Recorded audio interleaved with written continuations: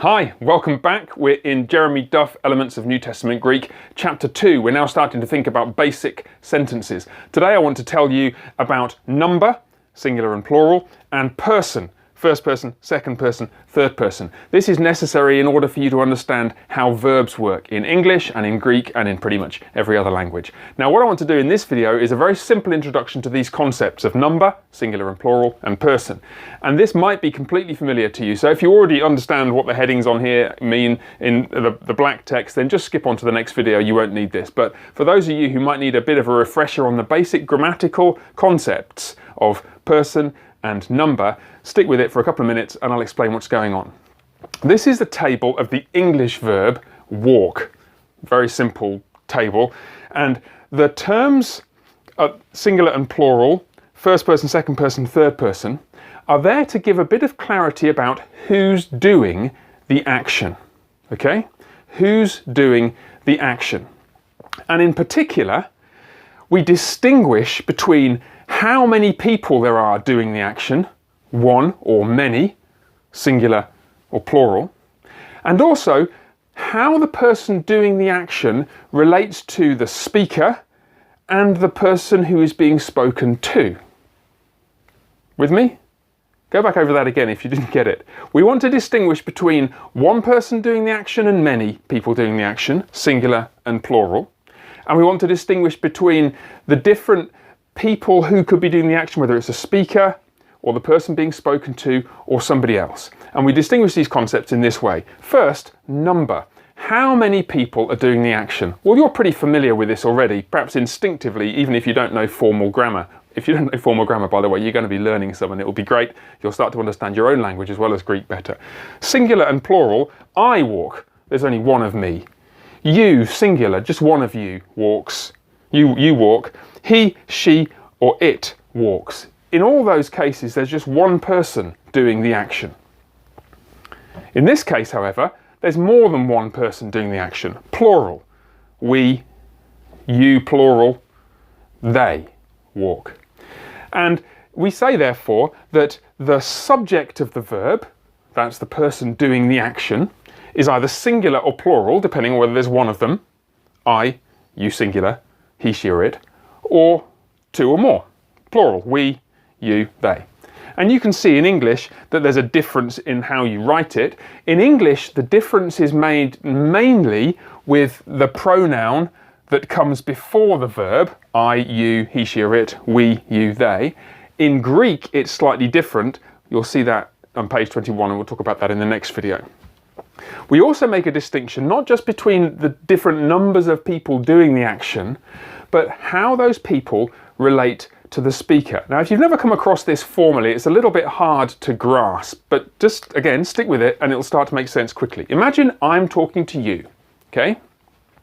Well, I could be doing the action, I walk, or you could be doing the action, you walk, or somebody else could be doing the action, he, she, or it walks.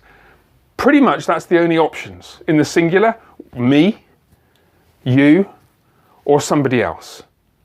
And we label those persons grammatically as first person, I, second person, you, third person, he, she, or it.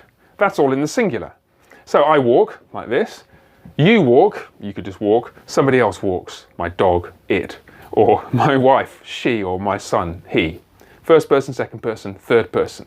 And of course we can do the same thing in the plural. If I'm standing here with a friend of mine, I could say we walk, and we're walking. I could say you and your friend, you plural walk. Or we could both talk about the folks who live next door, and maybe there are 5 of them, and we could say they walk. But in grammatical terms, those are the only options. There's one or many, singular and plural. There's the person speaking, first person. The person being spoken to, second person, and then there's anybody else. Now in English, just look at this table again. These ways of making the distinction are very familiar. Just think singular and plural, that's pretty easy. Singular, like single.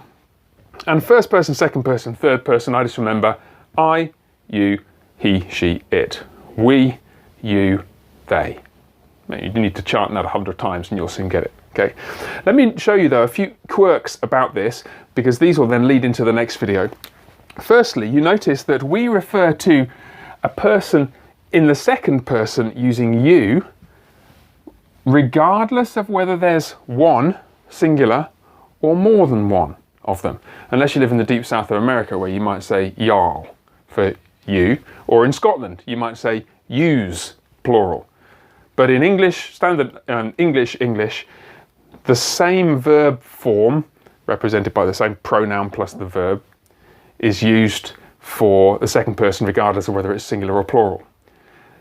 The second thing to notice, and this is very useful just to lead on to where we're going, is that the actual form of the verb itself changes in one case. Do you notice? Walk, walk, walk, walk, walk. Walks, walks. In the third person singular, the verb itself changes slightly. It's conjugated. That is to say, it has a different ending, a different form to represent the third person singular doing the action. And you might have grown up your entire life saying this correctly for 20, 30, 40, 50 years and not knowing that this is actually what's going on. The reason this is useful is because it leads straight on to the next video. It turns out that in Greek, the way that you say I walk, you walk, he, she, or it walks is not with two words like this, but the normal, simple way of saying it is with just the verb itself. And instead of having something tacked onto the front of the verb to tell you who's doing it, built into the verb itself is the person, first, second, third, and the number, singular or plural. But we will get to that in the next video. I hope that's helped straighten out a couple of these grammatical points. Any comments or questions below, then just scribble them below. Otherwise, let's go straight on to the next video and see how this works out in Greek. All right, God bless. See you next time.